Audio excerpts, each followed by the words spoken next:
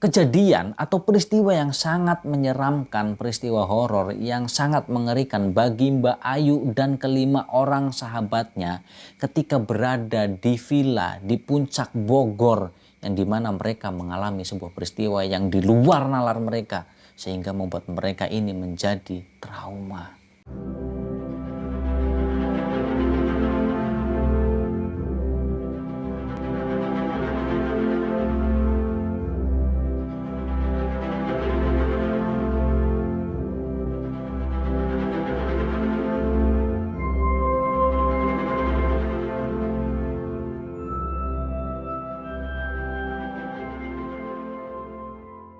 Assalamualaikum warahmatullahi wabarakatuh. Ketemu lagi nih sama saya, lur teman-teman semuanya, Misbah Muthaharun. Apa kabar kalian semua, teman-teman? Semoga kalian senantiasa dalam keadaan yang sehat selalu. Amin ya robbal alamin. Nah, lur teman-teman semuanya, pada kesempatan kali ini saya akan menceritakan sebuah kisah yang dimana ini datang dari seorang narasumber.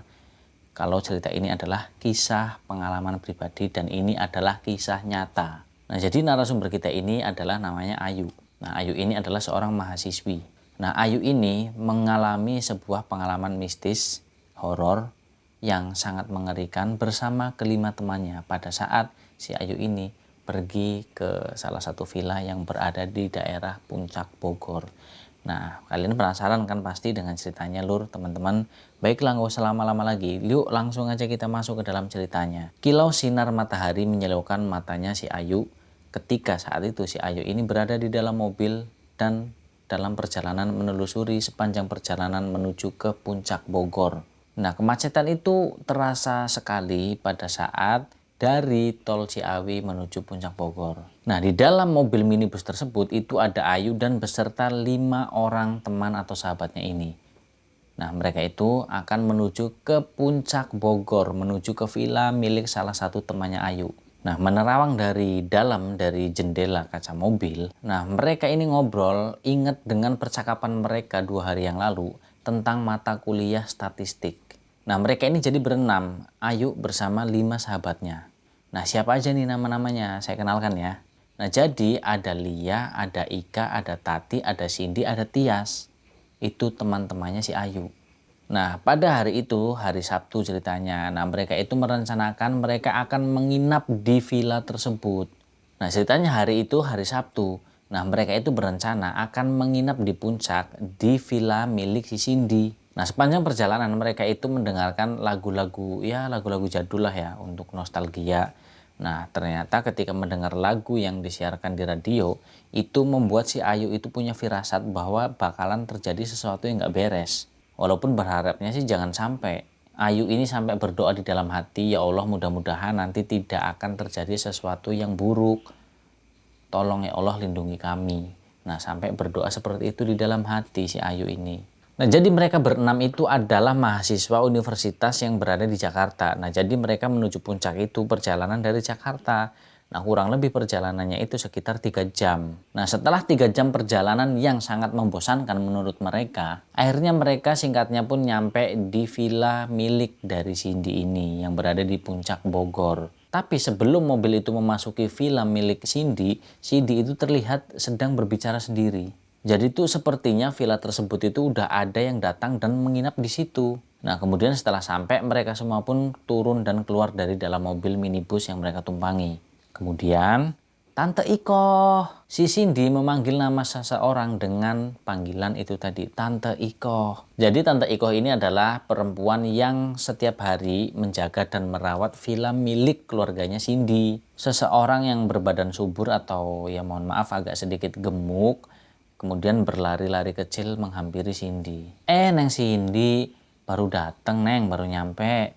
Kok neng nggak bilang-bilang sih sama tante kalau mau datang ke sini, sambil melihat ke arah satu persatu si Ayu dan keempat temannya sambil memperhatikan tuh si Tante Iko memandangi mereka. Nah, kemudian si Cindy ini nanya ke Tante Iko, Tante Iko mau nanya dong. Iya neng, mau nanya apa? Ini kayaknya villanya ada yang nungguin deh, ada yang nginep di sini ya. Bukannya kata mama sama papa villanya tuh kosong, gak ada yang datang ke sini. Gitu tanya dari si Cindy terhadap Tante Ikoh ini. Nah, belum sempat si Tante Ikoh ini menjelaskan bahwa siapa yang menginap di villa miliknya Cindy, tiba-tiba terdengar suara teriakan yang memanggil namanya Cindy.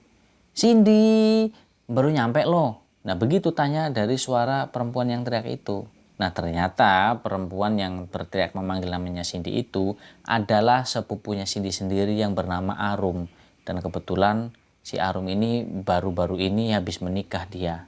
Nah, kemudian si Arum ini pun berjalan menghampiri Cindy. Nah, setelah deket, kemudian Cindy itu nanya, lo ngapain kesini? Kok nyokap nggak bilang ya kalau lo datang ke sini? Begitu kata si Cindy tuh nanya ke saudaranya si Arum. Iya nih, sorry, gue dadakan tuh datang ke sini, Sin. Soalnya niat gue kan mau honeymoon nih, mau bulan madu ke Bandung. Tapi ternyata hotel di Bandung semuanya penuh. Ya udah deh, akhirnya gue mutusin ke sini. Dan gue nyampe sini juga baru tadi pagi, subuh lah sekitarnya gue nyampe sini. Jadi ya udah, akhirnya gue mutusin gue mau honeymoon di villa lo aja. Begitu kata sepupunya si Cindy ini, yaitu Arum. Yah, lo Rum, kenapa lo nggak bilang sih kalau lo mau nginep di sini? Ya seenggaknya lo kabarin gue lah. Terus gimana dong nih? Ini villa kan mau gue pakai sama temen-temen gue. Terus sekarang nasib gue gimana? Gitu tanya Cindy balik kepada si Arum. Nah, tapi kata si Arum tuh malah jawabannya seperti ini. Ya udah gini aja, Sin, mendingan lu cari deh villa yang lain. Ntar gampang deh gue yang bayar semuanya. Begitu kata si Arum dengan entengnya. Gila lo ya, Rum. Lu pikir dong, ini jam berapa? Hari Sabtu pula, malam Minggu. Gue harus cari villa kemana? Otomatis semuanya penuh dong. Lagian di dalam sana di villa gue itu kan juga banyak kamar. Nggak cuma satu. Lagian lo sama laki lo itu kan cuma pakai satu kamar doang. Dan kamar yang lain itu kan kosong. Masa iya lo mau pakai semua kamar yang ada di villa ini? Nah, begitu kata Cindy terhadap si Arum. Ya elah lo, Sin. Lu mah kayak nggak tahu aja, gue kan lagi honeymoon, lagi bulan madu. Lu ngertiin lah, ya. Udah, lu cari villa yang lain aja, ntar gue yang bayarin, pokoknya semuanya gue yang tanggung. Begitu kata si Arum ini terhadap si Cindy. Nah, singkat ceritanya, akhirnya karena si Arum ini dia bersikeras pengen tinggal di villanya si Cindy, kemudian ya akhirnya ya udah deh, kata si Ayu juga kan, ya udah Sin lah, kita ngalah nggak apa-apa, kita coba cari villa yang lain. Nah, kemudian akhirnya setelah mencari-cari informasi, mereka pun dapat tuh villa di tempat lain. Dan lokasinya nggak terlalu jauh sih dari villanya si Cindy ini. Nah, jadi villa yang mereka dapat itu nuansanya, catnya itu serba hijau. Makanya itu villa dinamakan Villa Hijau. Nah, Villa Hijau tersebut itu ada 2 lantai. Dan ada lumayan banyak kamar di situ. Dan terlihat angkuh berdiri tuh villa. Nah, kemudian setelah udah memesan kamar dan lain sebagainya, teman-teman Ayu pun kemudian akhirnya mereka beranjak menuju ke dalam villa hijau tersebut dan mencari kamar mereka masing-masing. Nah, tapi si Ayu ini masih saja tetap berdiri sambil mengamati keadaan di villa hijau tersebut. Nah, tiba-tiba si Ayu itu melihat ke lantai 2 pada jendela yang besar. Dan kalian tahu apa yang dilihat oleh Ayu? Ayu itu melihat ada sosok yang lagi memperhatikan ke arahnya. Nah, kalau untuk wajahnya sendiri memang si Ayu itu tidak melihat dengan jelas karena sosok tersebut itu terhalang oleh tirai berwarna putih tipis sih sebenarnya. Jadi cuma kayak ketara aja gitu bahwa ada sosok yang memperhatikan mereka, terutama si Ayu. Nah, kemudian si Ayu pun dipanggil oleh Cindy sambil berjalan. Yuk, Ayu, yuk, Ayu, ayo jalan, gitu kata Cindy kan. Nah, kemudian setelah itu Ayu mengalihkan pandangannya lagi ke arah jendela tersebut yang dimana tadi dia lihat ada sesosok orang yang sedang memperhatikan dirinya dan teman-temannya. Dan kalian tahu ternyata sosok itu sudah menghilang, udah nggak ada di lantai 2 tersebut. Nah, kemudian mereka akhirnya setelah mendapatkan kamar mereka masing-masing dan semuanya itu mendapatkan kamar di lantai atas atau lantai 2. Nah, si Ayu ini berjalan menyusuri tiap-tiap ruangan yang berada di villa hijau tersebut. Dan kata si Ayu, di lantai 2 di atas itu ada 4 kamar. Nah, kalau untuk Ayu sendiri, Ayu itu mendapatkan kamar berada di tengah dan sendirian dia tidurnya, nggak ada temennya. Nah, tapi di kamar sebelah kanannya si Ayu itu ada Cindy. Dan di sebelah kirinya, kamar sebelah kirinya si Ayu itu ada kamarnya Tias dan juga Tati. Dan di sebelah kanan kamarnya si Cindy itu ada Lia dan juga Ika. Dan di lantai 1 itu ada kamar mandi.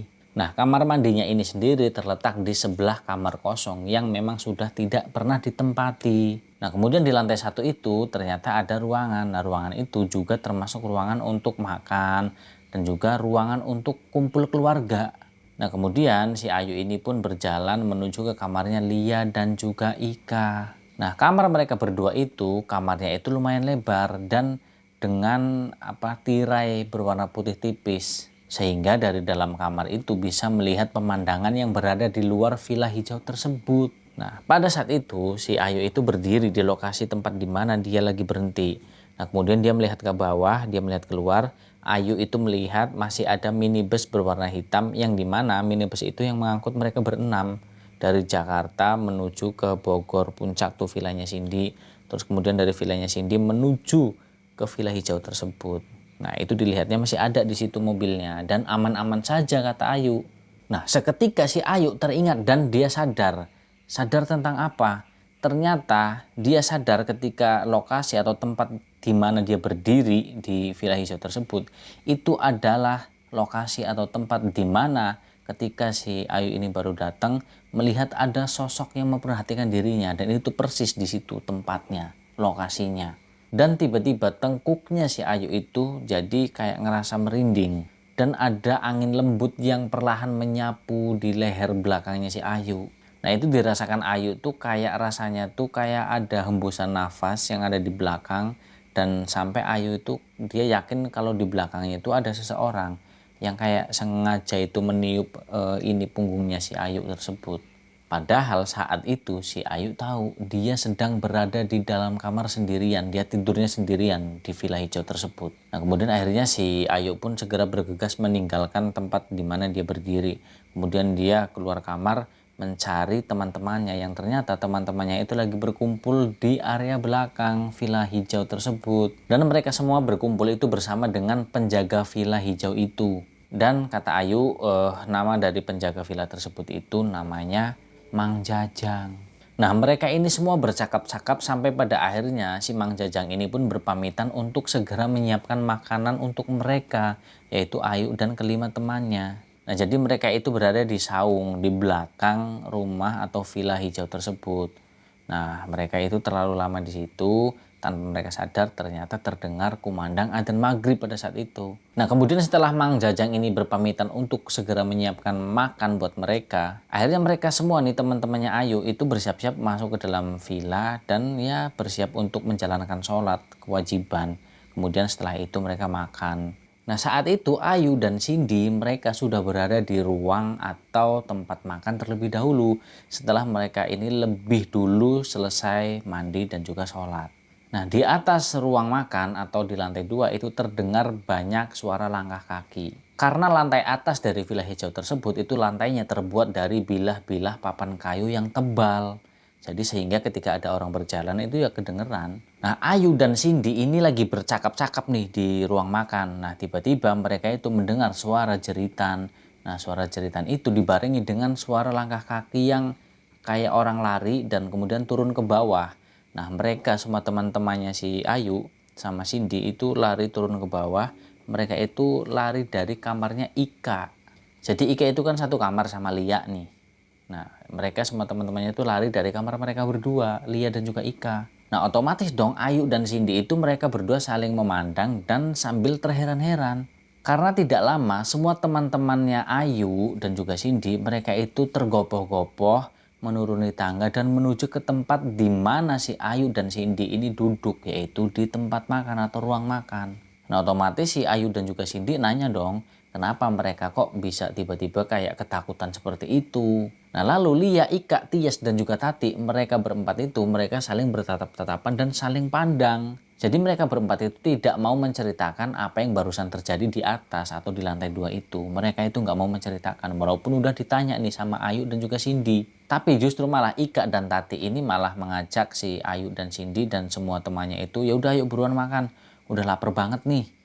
Begitu malah. Nah kemudian si Cindy ini langsung tuh memanggil Mang Jajang buat untuk segera menyiapkan semua makanan yang akan dihidangkan. Karena udah pada kelaparan nih anak-anak. Nah kemudian akhirnya Mang Jajang ini menyiapkan semua hidangan, semua makan malamnya.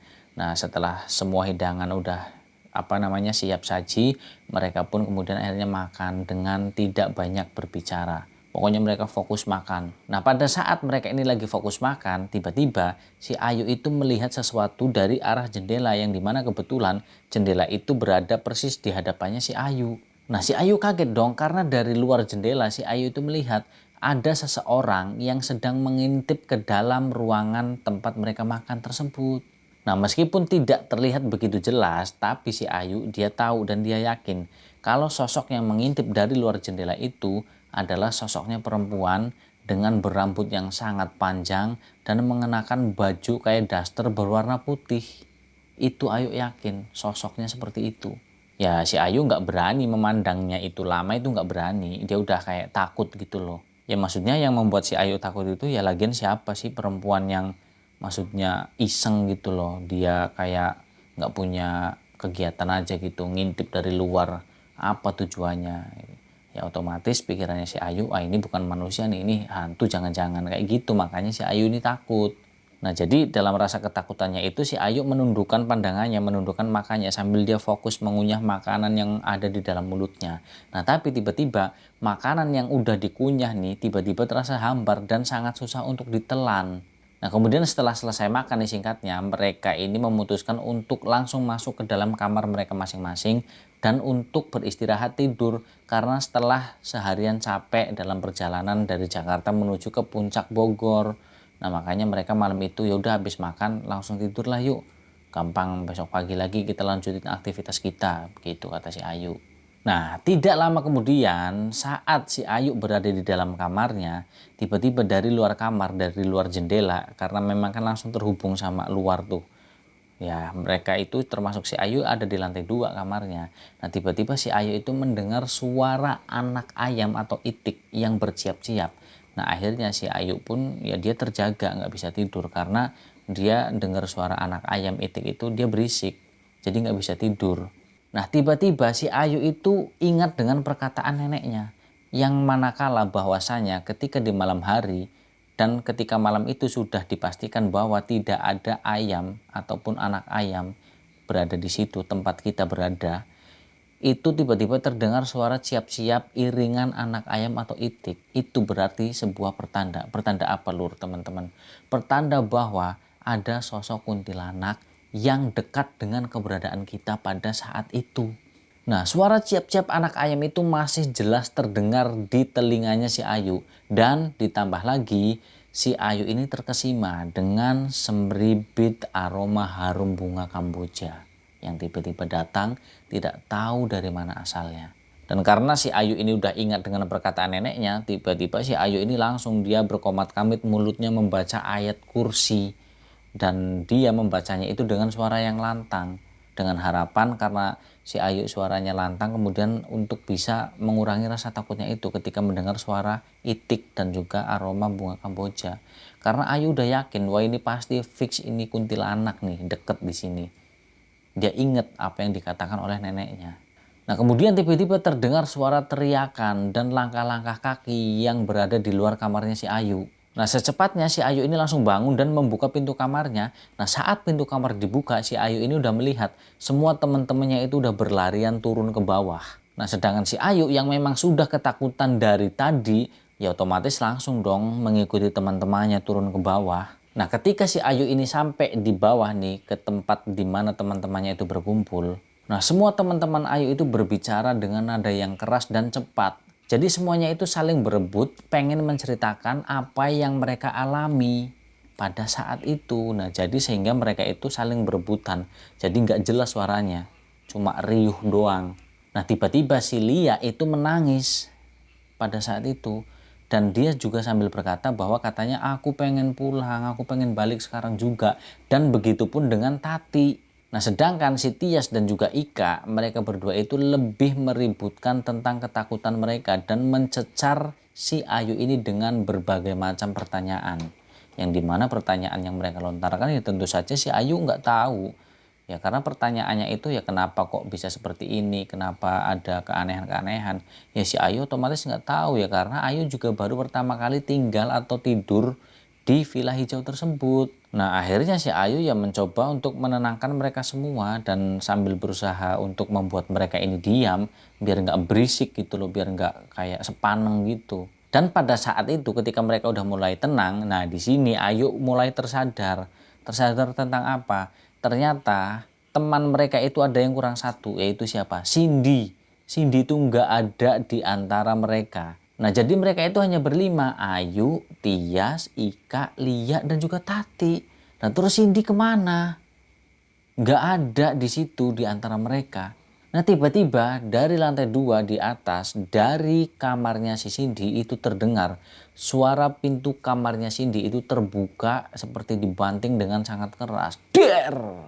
Yang membuat si Ayu dan keempat temannya yang berada di bawah itu kaget semuanya. Mereka semua kaget dong otomatis dan akhirnya memandang ke arah atas, ke arah kamarnya si Cindy. Nah kemudian dari dalam kamar tersebut keluarlah sosok perempuan yang tidak lain dan tidak bukan itu adalah Cindy. Nah di sini Ayu lega dong sama teman-temannya. Wah itu Cindy tuh, Cindy di atas, dia kok nggak turun ya? Kayak gitu mereka awalnya sebelum akhirnya mengetahui. Mengetahui apa? Mengetahui bahwa ketika si Cindy ini keluar dari kamarnya, si Cindy ini berteriak sambil berkata dengan menggunakan bahasa Sunda. Anjen sadaya bising, anjen sadayanan tegada sopan santun, anjen sadayanan tegaduh sopan santun.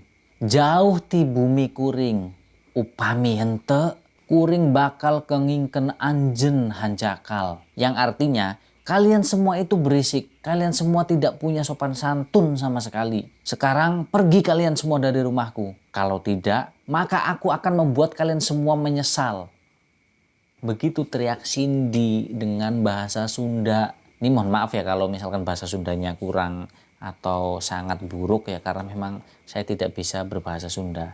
Di sini coba hanya ini saja mencoba menjadi dan menyampaikan apa yang dikatakan oleh Cindy tersebut ketika dalam keadaan tidak sadarkan diri. Nah otomatis mereka semua nih berlima, mereka saling pandang dong karena mereka terheran. Karena suara yang keluar dari mulutnya Cindy itu bukanlah suaranya Cindy. Jadi suaranya itu terdengar beda. Dan ditambah lagi mereka semua itu tahu dan mereka yakin kalau Cindy itu tidak bisa berbahasa Sunda sama sekali. Karena apa?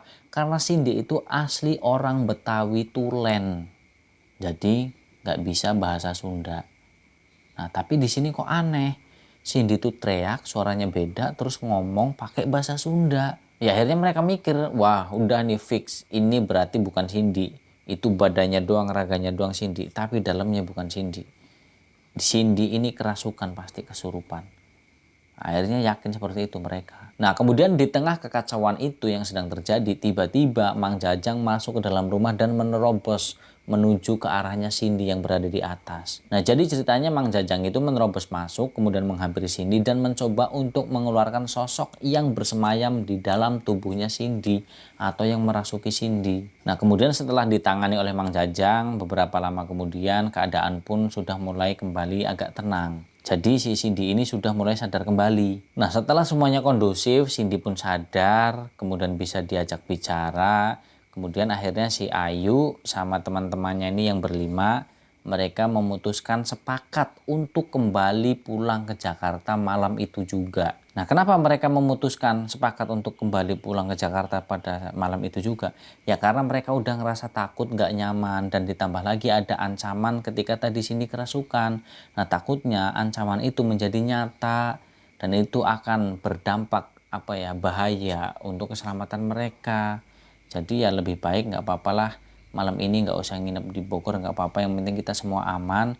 Akhirnya ya mereka memutuskan untuk balik ke Jakarta. Nah jadi yang tadi siang perjalanan dari Jakarta menuju Puncak dengan tujuan pengen nginep di villa milik Cindy, ternyata ada sepupunya yang lagi bulan madu di situ. Nah kemudian akhirnya cari villa lain. Nah dapatlah tuh villa hijau. Nah setelah sampai di villa hijau ternyata mereka mendapatkan teror. Ya sehingga memutuskan mereka agar untuk kembali ke Jakarta malam itu juga. Nah jadi pada malam itu tidak jadi untuk menginap di Puncak Bogor karena dengan rentetan kejadian yang menurut mereka itu sangat mengerikan dan menyeramkan. Nah kemudian mereka berkemas-kemas dan berangkatlah tuh, mereka menaiki mobil minibus tadi menuju ke Jakarta. Nah di sepanjang perjalanan mereka itu berbincang-bincang tentang peristiwa yang dialami mereka ketika ada di Villa Hijau. Dan usut punya usut ternyata lur teman-teman semuanya, Jadi sekitar 2 bulan atau 3 bulan yang lalu itu di Villa Hijau tersebut itu telah terjadi pemerkosaan, mohon maaf, dan juga pembunuhan. Yang lalu kemudian jenazahnya ini dibuang.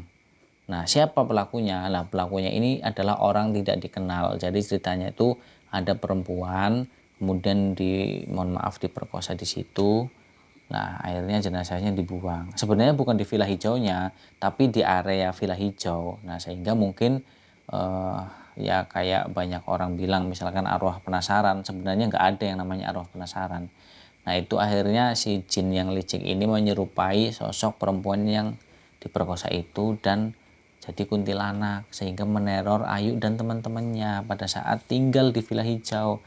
Kalau Villa Hijaunya sendiri itu memang tidak bukan tempat untuk itu tadi kejadian pemerkosaan dan pembunuhan atau bahkan pembuangan jenazah, itu bukan. Cuma masih di area sekitar Villa Hijau itu nggak jauh. Nah, seperti itu. Dan semenjak kejadian itu, Villa Hijau ini menjadi villa yang dikenal banyak orang itu sebagai villa yang angker. Nah, bersyukurlah mereka semua atas semua kejadian yang mereka alami, tapi mereka bisa selamat. Tidak ada yang sampai mengalami sebuah peristiwa atau kejadian yang fatal. Ya paling itu aja sih, kayak teror-teror, terus si Ayu ini melihat penampakan-penampakan, suara itik, aroma kamboja, dan si Cindy yang kerasukan. Nah, menurut Ayu itu, dan juga teman-temannya semuanya sih, nggak cuma Ayu aja, itu kejadian di Villa Hijau tersebut, itu katanya adalah pengalaman seumur hidup yang sangat sulit untuk bisa dilupakan. Ya walaupun sih sepele sih, kalau ya mungkin ada yang beranggapan bahwa cuma kayak gitu doang, apa seremnya. Ya mungkin bagi kalian yang tidak menganggap kalau itu menyeramkan. Nah, tapi itu kan sangat menyeramkan untuk narasumber dan teman-temannya. Dan cerita ini juga memang kisah nyata, memang dialami, benar-benar dialami oleh narasumber kita, yaitu Mbak Ayu dan juga kelima temannya. Nah, di sini juga Mbak Ayu berpesan menitip kalimat bahwa ini cerita adalah kisah nyata yang ingin dibagikan. Nah, terserah nanti adapun yang percaya atau tidak itu hak masing-masing. Yang pasti di sini tidak ada unsur atau maksud apa-apa selain hanya untuk menghibur dan menemani waktu luang dan waktu senggang kalian semua, lur, teman-teman semuanya. Nah, semoga dari ceritanya itu bisa untuk menghibur kalian. Nah, di sini pesan moralnya adalah di mana langit dijunjung, di situ bumi dipijak. Nah, maksudnya apa? Maksudnya itu ya kita itu harus menjaga norma kesopanan, sopan santun, dan saling menjaga. Terutama misalkan kita datang ke sebuah daerah atau wilayah yang belum pernah kita jamah atau belum pernah kita datangi. Dan di lokasi tersebut itu ada mitosnya yang harus dijaga. Nah, itu walaupun kita tidak percaya, setidaknya kita ini manusia, orang Indonesia yang bernorma, berakal, itu ya sudah sepatutnya untuk menghormati, menghargai budaya setempat atau mitos-mitos setempat. Nah, seperti itu maksudnya, agar tidak terjadi hal-hal yang tidak diinginkan. Setidaknya kita sudah melakukan hal yang baik, yaitu saling menghormati, saling menghargai, apapun itu. Nah, begitulah kisah atau cerita nyata yang dialami oleh narasumber kita, Mbak Ayu dan kelima orang temannya. Semoga dari cerita ini kita semua bisa mengambil contoh pelajaran dan juga hikmahnya. Nah, apabila dalam saya bercerita ini mungkin terlalu bertele-tele, terlalu panjang lebar, yang kurang bisa diterima dan kurang bisa dipahami oleh kalian semua, saya mohon maaf yang sebesar-besarnya. Karena memang itu adalah murni kebodohan dan kelemahan dari saya pribadi. Tapi apabila ada sekelumit kata ucapan saya dalam bercerita yang bisa diambil contoh pelajaran dan juga hikmahnya, itu semata-mata karena pertolongan dari Allah Subhanahu wa taala. Yang pada intinya, lur, teman-teman semuanya, kalian buang jauh-jauh yang negatif, yang nggak baik, yang buruk-buruk kalian buang, nggak usah kalian dengerin, nggak usah kalian hiraukan. Nah, tapi kalau ada yang baik, yang positif, yang bermanfaat, silahkan kalian ambil sebagai contoh pelajaran. Nah, kurang lebih seperti itu. Dan buat kalian yang udah selalu setia mengikuti channel ini, nonton videonya sampai selesai, mendengarkan ceritanya juga sampai selesai, dan tidak menyekip iklannya, saya ucapkan banyak-banyak terima kasih buat kalian semua. Dan saya doakan Semoga kalian senantiasa dalam keadaan yang sehat selalu, diberikan rezeki yang banyak, yang berkah, yang halal pastinya, dan dalam lindungan Allah, dalam ridho Allah Subhanahu wa taala. Amin ya rabbal alamin. Karena saya yakin doa yang baik, yang tulus dari dalam hati itu pasti akan berdampak baik dan juga berefek baik atau positif untuk saya dan kalian semua. Karena doa yang baik itu nanti pasti akan berbalik untuk orang yang mendoakan. Dan buat kalian lur, teman-teman semua, saya mohon doakan saya agar saya ini tetap sehat selalu dan tetap semangat untuk selalu membawakan cerita-cerita yang bisa menghibur kalian semua. Amin ya rabbal alamin. Nah baiklah, sekian dari saya. Saya pamit undur diri. Sampai jumpa lagi di video dan cerita-cerita misteri berikutnya. Saya Misbah Mutharun. Wassalamualaikum warahmatullahi wabarakatuh.